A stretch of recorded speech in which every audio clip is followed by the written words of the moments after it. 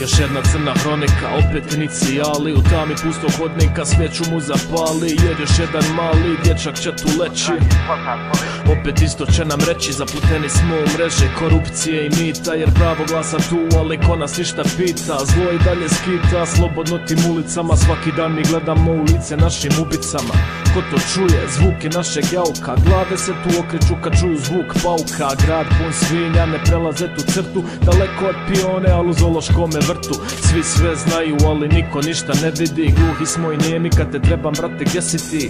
Brate, reci tim poštenim budalama da takvi ovdje često završe na barama. I moral i vrijednosti, sve ste vi to pobili, htjeli ste na zapad pa ste divlji dobili. Spremni smo za napad jer najbolja je odbrana, gledam sve to uživo pa novine ne otvaram. I moral i vrijednosti, sve ste vi to pobili, htjeli ste na zapad pa ste divlji dobili. Spremni smo za napad jer najbolja je odbrana, gledam sve to uživo pa novine ne otvaram. Polažete zakletve, te su riječi svete, a gdje ste bili onda kada ubili su dijete? Patrole su na cesti, nikog ne stave u maricu, a gdje ste bili onda kad zapalili su staricu? Strpaj nas u zatvore, šaramo fasade, šta je bilo s onim koji ubija i krade? Nije nama mane jer vazda smo mi nijemi, najbučniji smo onda kad se priča o toj temi. A šta smo to uradili, promijenili na planu? Šta smo to uradili, okrenuli smo glavu? Razmažena djeca, ne govorim se ne, pa onda kad odrastu jebat će nam sve. A ti se pitaj zašto i tražite te krivce, optužio bi neko, gleda istinu u lice. Televizija nas hrani, mi pijemo ko spužva, svi znamo gdje će tijelo, al se pita gdje će duša.